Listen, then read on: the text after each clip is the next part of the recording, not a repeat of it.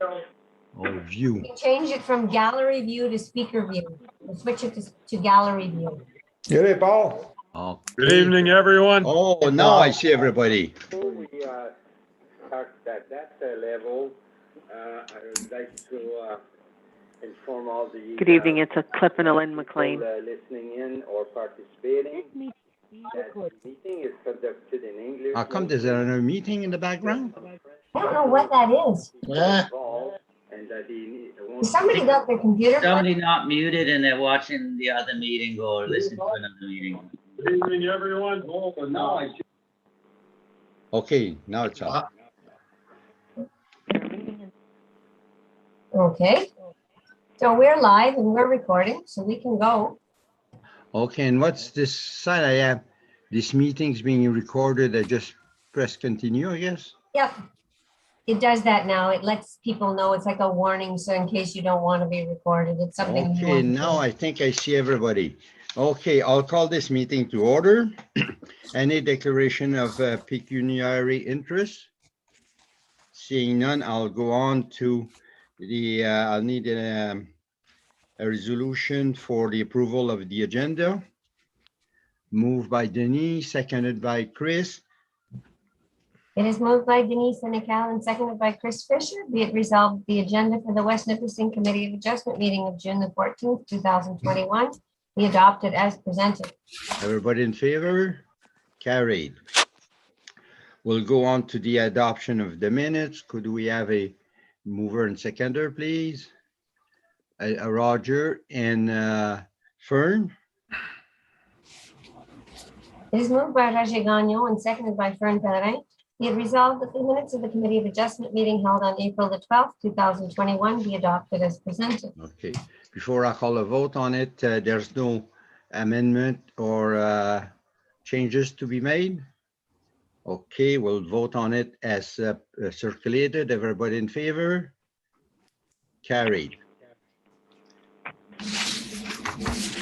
Okay, now, next item. Okay, for the benefit of anybody in the audience is that the municipal planner presents the application.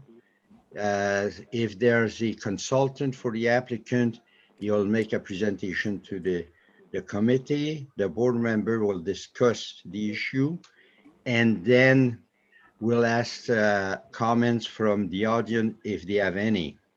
Please state your name and address because the planner for the municipality has to record it to protect your right, future right, if you ever want to appeal the decision of this committee. If somebody has a hard time understanding English, please say it so, and we'll tell you what is being said in French, so you understand what is going on. So now I'll go on to what is this item? Agency comments. Oh, that's the printout we get, eh? Mhm. Okay, I'll go on to item 6, C33/21, Patro Walter. Do you have a resolution? May I have a mover and a seconder? Moved by Chris, second by Roger. It is moved by Chris Fisher and seconded by Roger Gagnon that a consent application made by Walter Patro to create one new lot at 43 Riding Stable Road in Sturgeon Falls, being part of Lot 1, Concession 1 in the Township of Pedley. Through you, Mr. Chair, what is being proposed here is fairly straightforward. One lot meets all the frontages and area requirements. The only little wrinkle is that Riding Stable Road is not a municipally maintained road and does have some odd issues going up and down there where bits and pieces of it are owned by private ownership and some is owned by Pioneer Construction. But in any event, it is not a municipally maintained road, albeit I would suggest that it probably could be classified as a public road because everybody uses it as a shortcut to Crystal Falls. Yeah, and especially that portion where that proposed severance is taking place, it's a paved road, eh? Yeah, I think that's just inside the, just as you go in. Yeah, it's paved all the way to the old CN Railway. I haven't been So up there in a that's long confusing. time. We have a paved road that is not municipal. I think that perhaps the Pioneer probably did that. Yes, I guess for dust control for the other residents that are in that area. Yeah, and they maintain it most of the time. Mhm. Any comments or questions from the members? I don't hear any. Anybody from the audience? Yes? Is there someone wishing to speak? Well, I saw the phone number 6040 lighted up, so I thought maybe they wanted to say something, but I see It's a field it's not number. highlighted anymore. That's a field number, so I think Okay. that's Mrs. McLean. Okay, so if there's no further comment, I'll call a vote on it. Everyone in favor as presented, carried. Now we'll go on to C34. Denis and Anne Bonnet. We have a mover and a seconder, please. Yes. Okay, and Denis, It is moved by Chris Fisher and seconded by Denise Senecal that a consent application made by Denis Bonnet to create one new lot at 249 Canal Road, Sturgeon Falls, being part of Lot 2 Concession A, being Part 4, 36R 10598 in the Township of Springer. Through you, Mr. Chair, this is a concurrent application with the one that was heard at the Planning Advisory Committee meeting a little bit ago. What Mr. Bonnet is intending to do is to sever out his house and to build a duplex on the remaining parcel. There were no comments or concerns from any of the neighbors. I spoke to Mr. Bonnet between the meetings just to ensure that he understood that I had made a mistake a little bit on the previous application, but that the committee had no concerns with it. And he is on the line now. I checked to see if his neighbors like him, and apparently they do. And anyways, so that's basically it. So it's a duplex on the retained portion and the house being severed out. And both lots by the previous application will require reduced lot frontage because they only have 45 meters, which is 150 feet, but both well in excess of the minimum area. so any question or comments from the members? Any question or comments from the audience? Hearing none, I will call it to a vote. Everybody in favor as presented, carried. We're good, No. Vinny. Oui? No, I was just telling Mr. Bonnet, he's on the line. I was just telling him he's all good. Okay, now we'll go on to C35, Edgar and Marie Canel. Mover and seconder, please. Yes. Roger. It is moved by Chris Fisher and seconded by Roger Gagnon that a consent application made by Edgar and Marie Canel to create two new lots at 486 Canal Road in Sturgeon Falls, being part of Lot 4 Concession B in the Township of Springer. To you, Mr. Chair, the only thing that I have included as a condition of note is because this is the third lot, this will be three that Mr. and Mrs. Canal have taken off their property. I have put a condition on that they are required to pay for a Section 65 report by the drainage engineer because they've taken out, they've got 2 or 3 drains on their property, the Bun Hunt and the canal drain, and the maintenance assessment needs to be apportioned for both those drains, and I'm not comfortable. I don't think that that's a job that I should do with that many lots, so that's one of my recommendations. Okay, everybody in favor of that? Yeah. Any other comments? Paul? Mr. Paul, do you have any issue or comments to? No, that sounds good. Both lots are 1 hectare in size, have the minimum frontage requirement. Mhm. So hearing no question, any question or comments from the audience? Hearing none, I'll call it to a vote. Everyone in favor as circulated and presented, carried.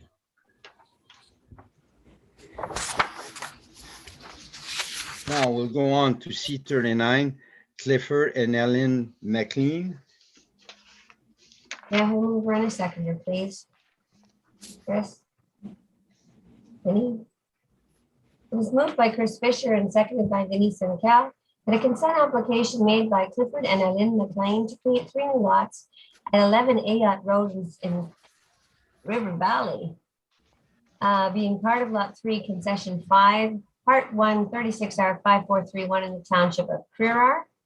Through you, Mr. Chair, although the applicant's address is Ayot Road, the lots that are being created are on Highway 539.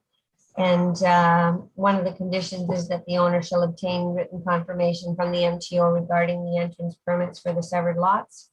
I don't know. I if didn't Mr. see any objection from MTO though, eh? No, So, they had no objection. okay, very good. And is 3 lots beside the retain is within conforms with past practice? Give or take, Give or never take, more than 3. Any more than 3 and you need a subdivision. okay.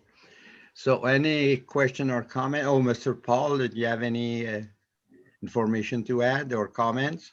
No, nothing to add. These lots are even bigger than the last ones. Okay. So No any question or comments from the members? Any question or comments from the audience? Hearing none, I will call it to a vote. Everybody in favor as presented? Carried. Okay,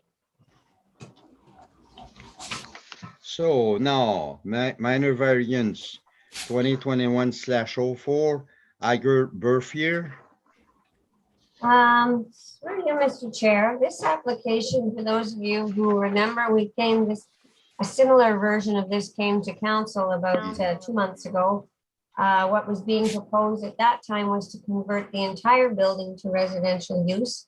What is being brought back by Mr. Goodrich at this point is a minor variance where the only some of the main floor would be converted to residential, and the parking would essentially be reduced in half. So you'll recall that the rezoning amendment was turned down for largely due to the parking issues.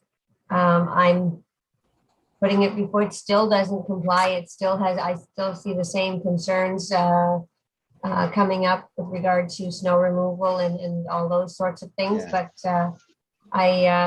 I'm not recommending it for the same reasons as I didn't recommend the zoning amendment. So that's pretty straightforward, but I'm sure Mr. Goodrich is going to have some information for us. Before we go there, I have to remind the members that a minor variance has to meet 4 tests, and one of the tests I feel doesn't meet under my interpretation of minor variance is from 10 to 5, which is a 50% shortfall, is not usually qualified as a minor. If it was only 1, if it was 9 instead of 10, I would not have any problem, but 5 instead of 10, I do have concern, and I know council had some, from what I read here, that I was not at that meeting, they had some very concern on that. And I've heard a rumor that there was some other building that had that lower density in parking, but these were created under the old town of Sturgeon Falls, which had a different zoning bylaw, and we have to respect the zoning bylaw that we have on hand right now. So I'll let Mr. Paul take apart what I've just said there.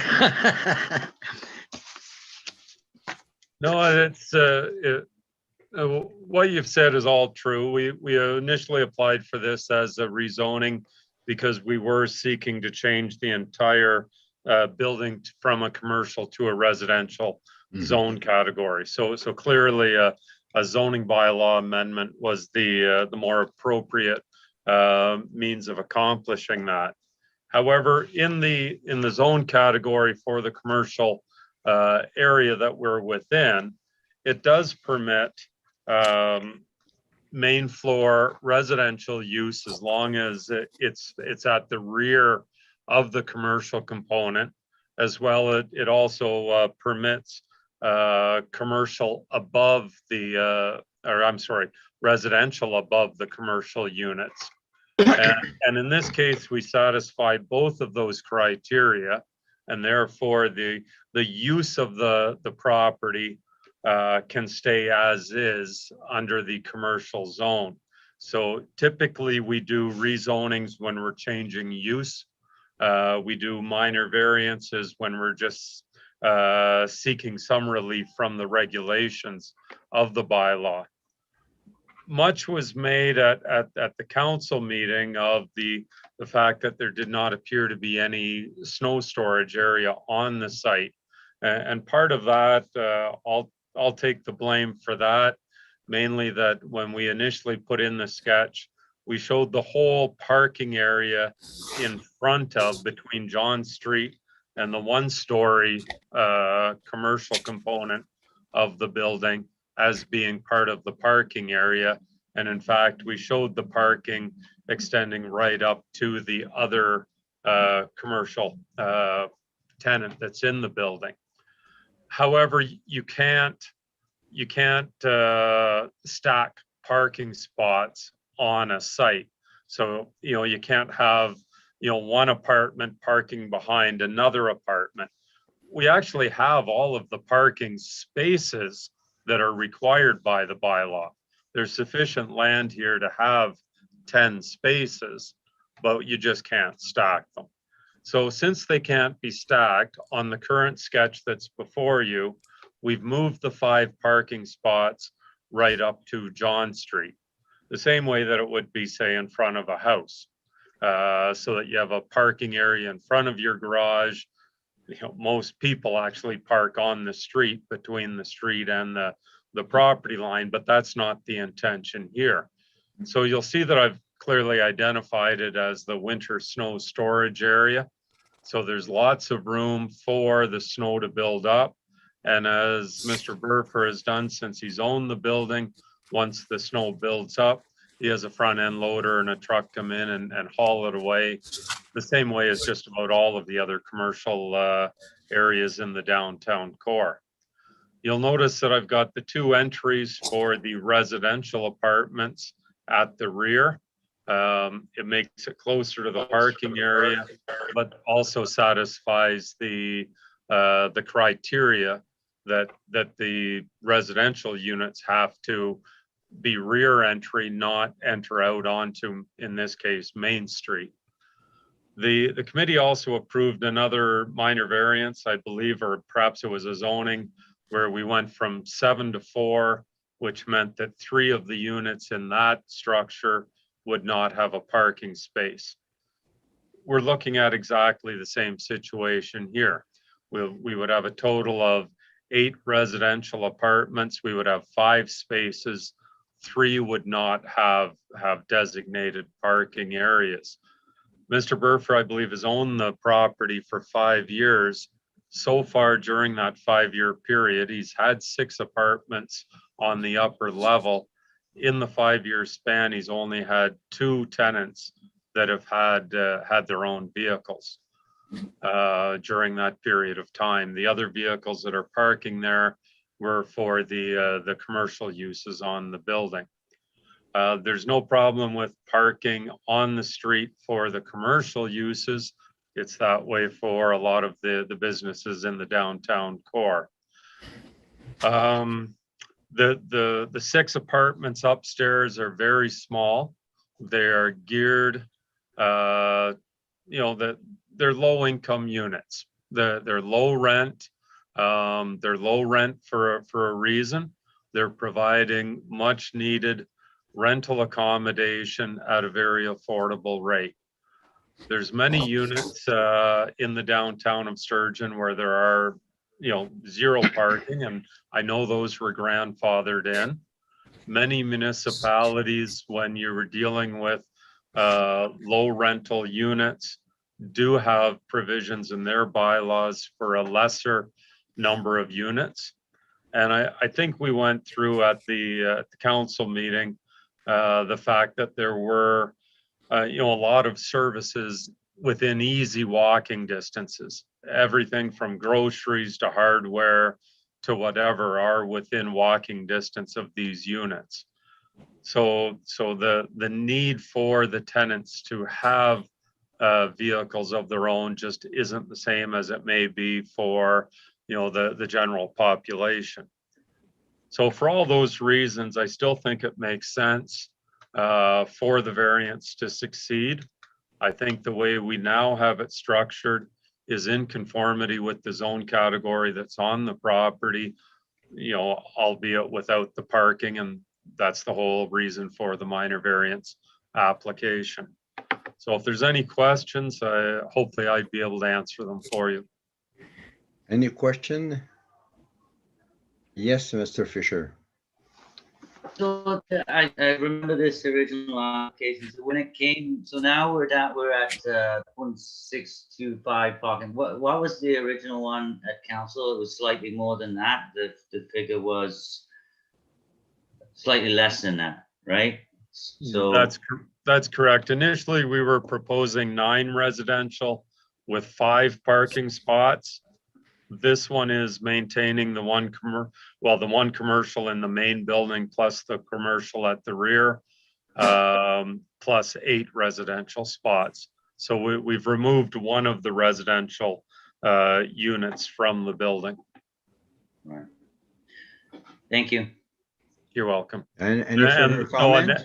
And I'm sorry, I might just add too on that point, the lower floor units were always going to be the bigger units, the ones that were more likely to have a vehicle with the tenants that would rent them. They were 2-bedroom units being proposed. With removing one of those, it greatly reduces the likelihood of there being even 5 tenants that would have vehicles in this building. Yes, Mr. Fisher. So this one is complicated in my mind for a couple reasons. One is that, maybe the last year it hasn't been the case, but downtown, I don't really shop there very often because you can never find a spot. You can never get a parking spot down there. And so the other thing that concerns me about this is if I say yes to this one, then the next development that comes along, I'm gonna have to say yes to that as well. Like if somebody comes along and says, we want to do this, and I've only got half the parking spaces, I'm gonna have to say yes because I've set a precedent. And what concerns me is once you've done that a few times, parking's gonna be a nightmare then. That's my concern. Thank you. Like you mentioned, low income rentals. Is that the type that is, let's see, registered with some agency, or is just that the quality of the rent dictates that this is the type of tenant is going to get? You follow my question?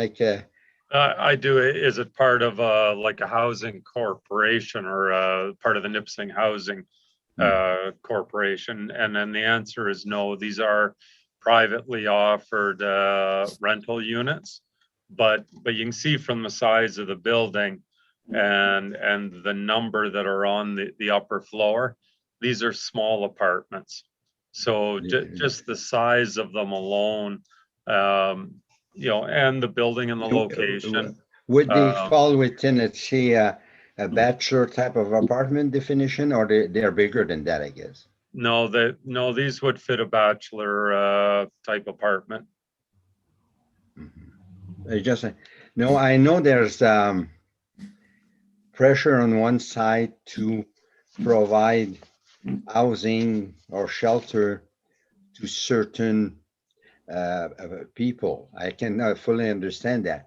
But then we have a zoning bylaw that says we're limited on what we can approve, and it's getting complicated in my head there too. No? Yes, Mr. Fisher.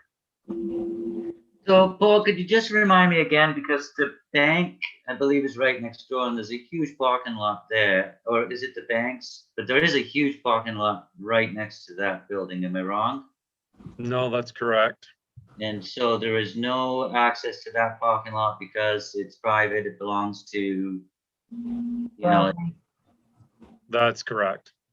It's not a municipal and the municipal lots that are also nearby have a policy of not renting to the, to the private, tenants that are in the downtown core.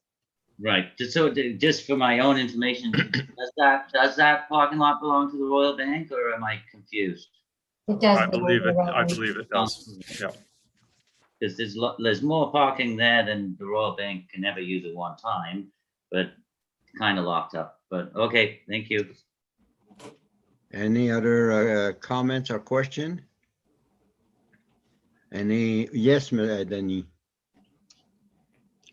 So the last time we had, what, 9 apartments and 5 parking spots available? Is that what we were talking about? Yes, and we That's also had a complete change in use. They were taking away all of the commercial. So they're maintaining some of the commercial and slightly reducing the parking requirements. Yeah, but the issue is still parking, right? In the downtown core, we have you can have no commercial parking because there's street parking, obviously, and it happens during the day.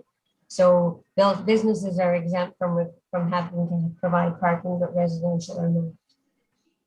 Yeah, so nothing has really changed. We're still short parking, and that's where council had an issue last time, and I don't think they'll pass it this time either if there's not sufficient parking. So couldn't the owner go back and maybe have bigger apartments with less cars? Or I know he's losing money, but Well, maybe he can.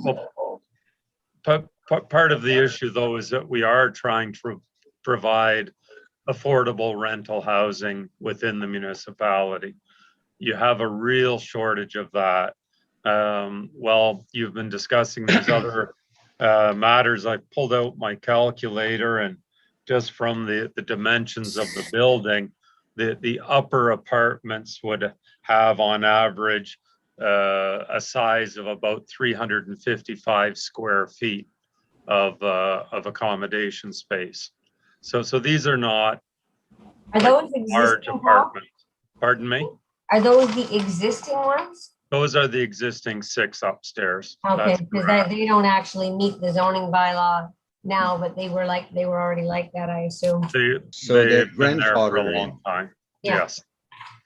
But So I'd like to say, if, for example, if you look at the down, and I know, nobody likes to have their community compared to anyone else, but for one that I know very intimately, the downtown core of North Bay.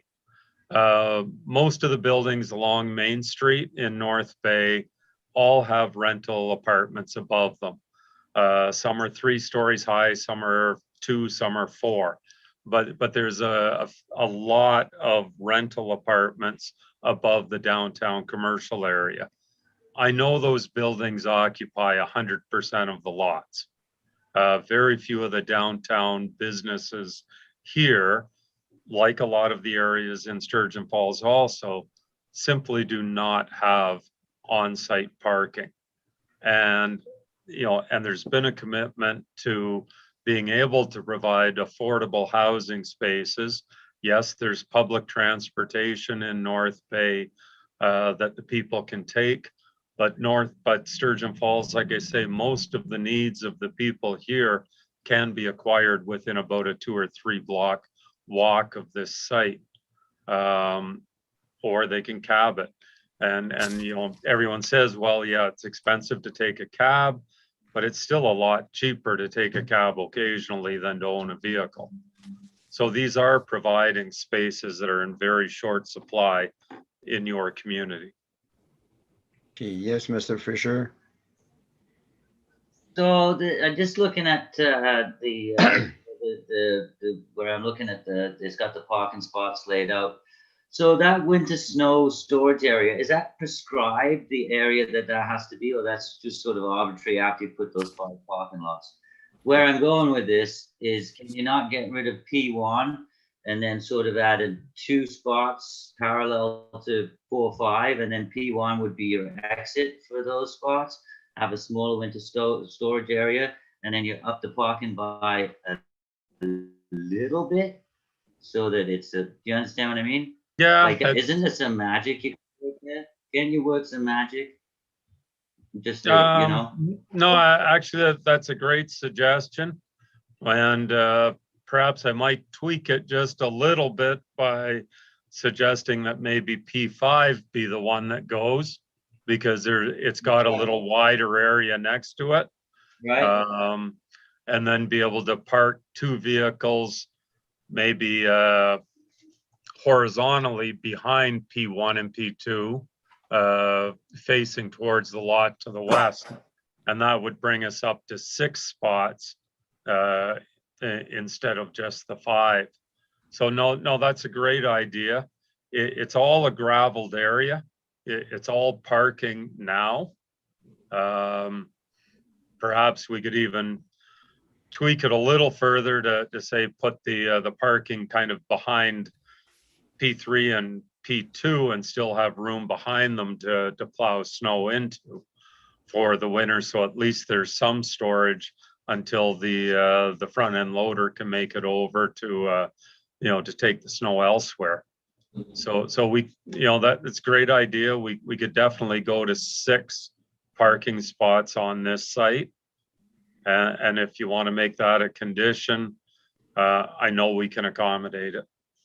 So I mean, I don't know, that would make me feel a little better. I'd be more apt to say yes. But I guess the other thing was, you said it's gravel, so we can't really, would there be a way that those spots are assigned or delineated somehow? So we're not just doing it on paper, so it actually translates sort of in the real world.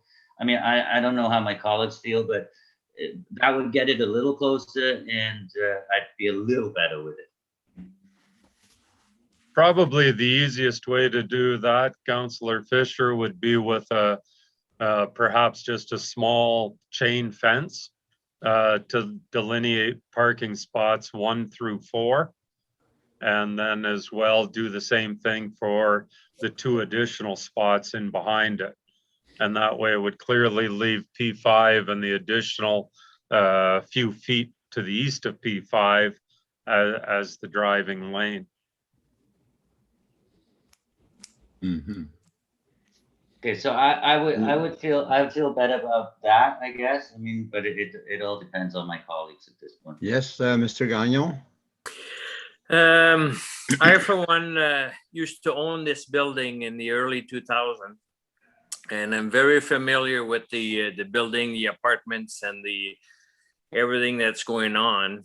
I agree with if we can try to add a parking or 2, but also being the landlord, you can also easily rent an apartment by just stating that no parking will be available. And being in the core, it's a lot easier to have people going to do their banking and shopping without owning a vehicle. So for that reason, I'm ready to support this variance, minor variance. Yes, Mr. Fern? Yeah, it's just, Chris and Roger, you make a good point, and yeah, that's it. So Fern, your agreement that he should take measure to increase the parking to 6 vehicles? Yeah. So impose in the decision that you're requesting, you and Chris, that it may be amended to include 6 parking, right? Yeah. Yeah. Okay. Denis? Yeah, I guess I'm a little slow here. How does P2 and P3 get out of that parking lot? Did they have access to John? Yes. Yeah. Right now, all 5. No, I'm sorry. Right now, all 5 identified parking spots on the sketch either would back out, or if they back in, would pull straight out onto John Street. With Councillor Fisher's recommendation, we would take out P5, but we would put P5 and P6 kind of behind P2 and P3, but oriented in the opposite, like at 90 degrees. Horizontal, yeah, exactly. Makes sense. Yeah, okay. So any further comments? I Okay, think it's then, worth a try. yes, Melanie? Just for clarification, just so that I'm getting my marching orders correct. So we are amending this to reduce the minimum parking spaces from, they were asking for 5 where 10 is required. Now we're asking for 6 where 10 is required. Yeah. Okay.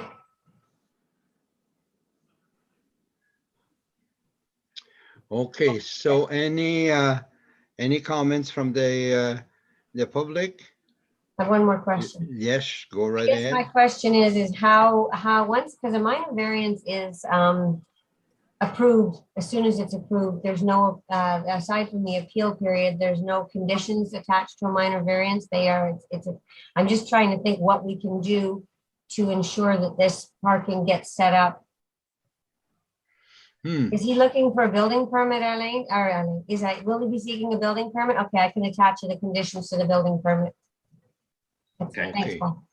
So Or you it's have a this under commercial control. site, you could put it through site plan control, but if you can do it through the building permit, It's, that's yeah, an the site easier. plan control is a pretty onerous process for one parking spot. Yeah. Mhm. So every member understood that statement? Okay, I'll call it to a vote as discussed. Everybody in favor? 1, 2, 3. Yeah, carried. Thank you.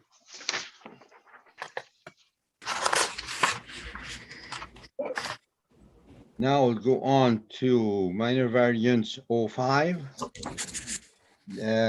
Deborah and Keith Golden. May I have a mover and a second? Yes. Roger. It is moved by Chris Fisher and seconded by Raji Gagnon that a minor variance application made by Deborah and Keith Golden for property located at 1453 Tomico Road in Crystal Falls, being part of Block C, Plan 36M 392, being Part 3 on 36R 10983 and Part 3 on 11346. The request is to an exemption from paragraph 4.22 prohibiting galvanized steel buildings in the shoreline residential zone. Mr. Chair, it's fairly self-explanatory. Our bylaw prohibits buildings that are galvanized steel in the shoreline residential zone, and Mr. and Mrs. Golden would like to construct one on their property. And that is what they are seeking exemption from. Yes, Mr. Fisher. So when we say galvanized steel building, are we talking about a CCAN? Is that? No, we're talking about an actual structure. Like Um, the culvert looking Sort large. of like a Quonset hut. Dome type. Like a Quonset hut would be?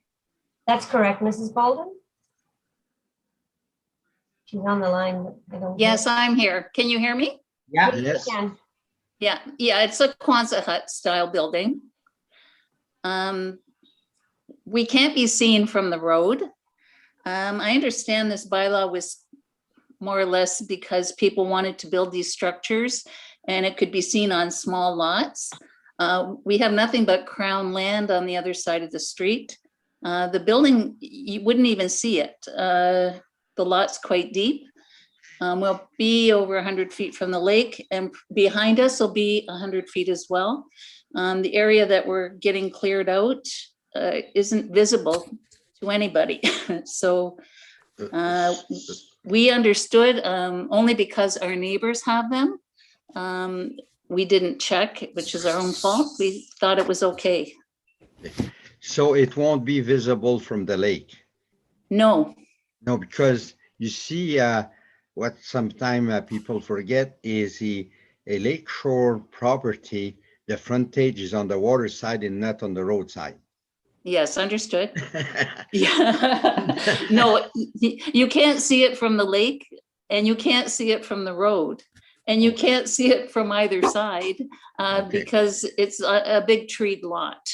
And I don't think anyone complained. And the reason, like I say, there's like 4 or 5 structures on properties near us, and they're all galvanized and they're not very visible. So pre-existing situations from pre-amalgamation. And Mrs. Golden is correct. When the zoning bylaw was being discussed, we included the shoreline residential zone in the prohibition because the shoreline, oftentimes they are quite small lots. The initial discussion came up to preclude them from being in town because people felt they didn't meet the aesthetic of the urban setting. And then the committee of the day included shoreline because they're small properties too. Mrs. Golden, you have a copy of her site plan in your package, I believe. I don't have it. No, I'm saying the members have your sketch. Oh, I'm sorry. Okay, yeah. And it's the side yard is what, 3 meter? The side yard there? Yeah. Yes, it's 3 meters. And Oh, it's an existing building. No. No. Oh, sorry, 3 meters. I'm sorry, I'm looking at the house. Yes, 3 meters. Yeah. And what is accessory building, the side yard requirement in that zone? 1.4. Oh, okay. So there, it doubles what the requirement. Yes. Okay. Oh, fine. We're getting something that's double what we want. Okay. Any question or comments from the members? Yes, Fern. I don't have a problem with this. Mr. Fisher? So no, I don't have a problem with this, and I just want to raise the point with, because I know there are a bunch of people, shoreline residential, that have CCANs, and there's some concern that they're not allowed to have CCANs. I won't name any names, but I think it's a similar situation, like shoreline residential as a class. They're not all the same. There's there are certainly some shoreline residentials where people should be allowed to put a CCAN because it can't be seen from the road, it can't be seen from the lake, and there are other smaller lots where perhaps it's not. But I think, and I'm using CCANs as the same as steel buildings, obviously, but it's just a problem that is shared by multiple. Oui, Madame Charm. I was just going to expand on what Mr. Fisher was saying, is maybe at a future meeting, we could have a conversation about periodically we do housekeeping bylaws to the comprehensive bylaws. And while he was speaking, I was thinking that perhaps we could tweak the bylaw such that the storage containers and the galvanized steel buildings would have a minimum lot size requirement as opposed to a flat out no in the SR zone, because as he said, some properties in the shoreline residential zone are quite large, like these ones, and others, as Mr. Senecal, where he lives, some of them are just wee, and they're 40 feet wide. So it may be more appropriate in some areas than others based on the lot size. So yeah, but that's a conversation for another day. Okay. Any other comments or comment? Okay, any other comments from the audience? Hearing it none, I will call it to a vote. Everybody in favor? Carried. We're getting there. Now, C0320. Yes, Mr. Trépanier. Yes, you will recall we brought this application. Initially, we brought it with a proposed right-of-way off of the highway into the property, and the MTO said no, despite the fact that they have a stop sign and a road. They indicated that it wasn't legal access and they wouldn't support it. So the application was deferred and brought back by Mr. Trépanier as a water access only situation, which was approved with the condition that the properties be rezoned for only seasonal use due to the floodplain. What is being sought by Mr. Goodrich is a change to those conditions, as he's included in his sketch a copy of the topographic of the property showing where the flood contour is located on the property, which would indicate that there's ample space above the flood contour to construct permanent dwelling. Doesn't change the fact that there's still water access only, but they would not be necessarily precluded because of the hazard lands. So any question from the members?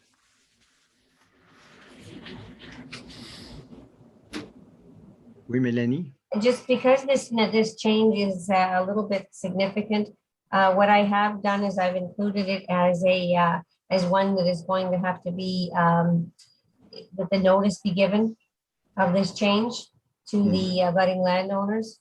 I don't believe it's going to be an issue, and that he will then have a year again to complete these conditions. If that's appropriate. I feel it's appropriate to notify the neighbors.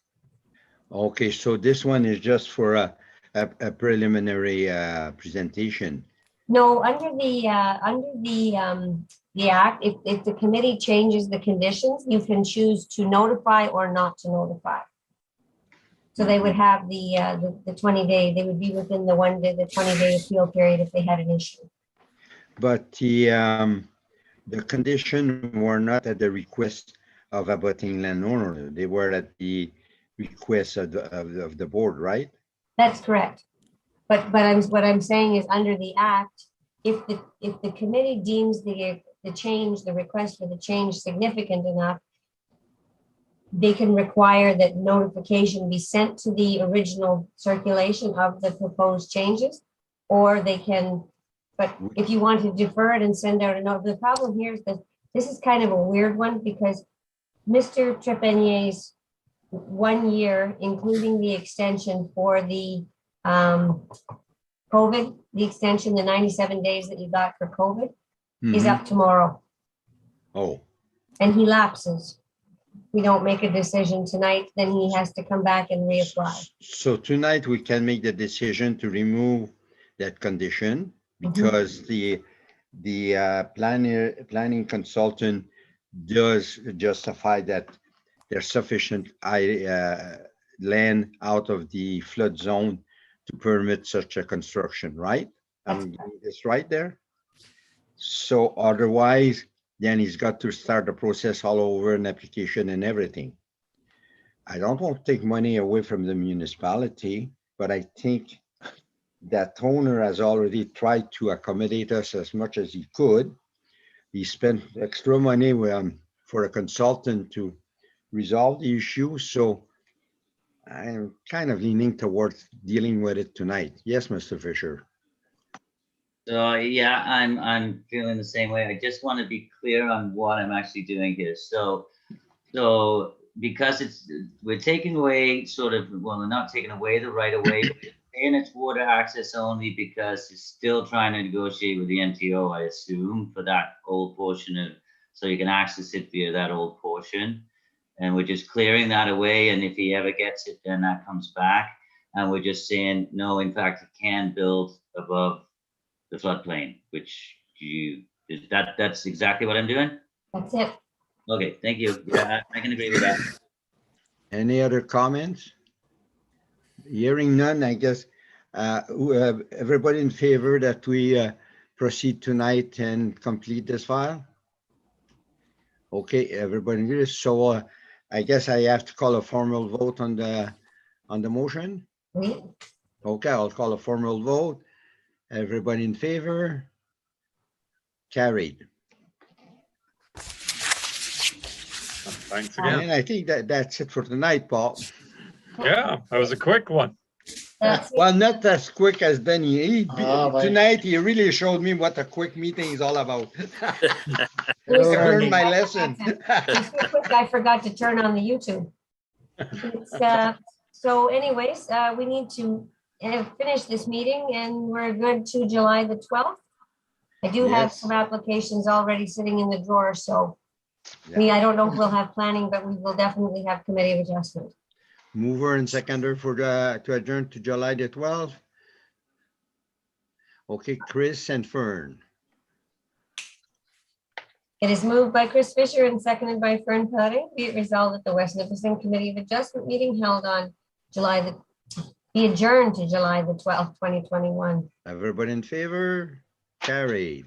Thank you. Good evening. See you later.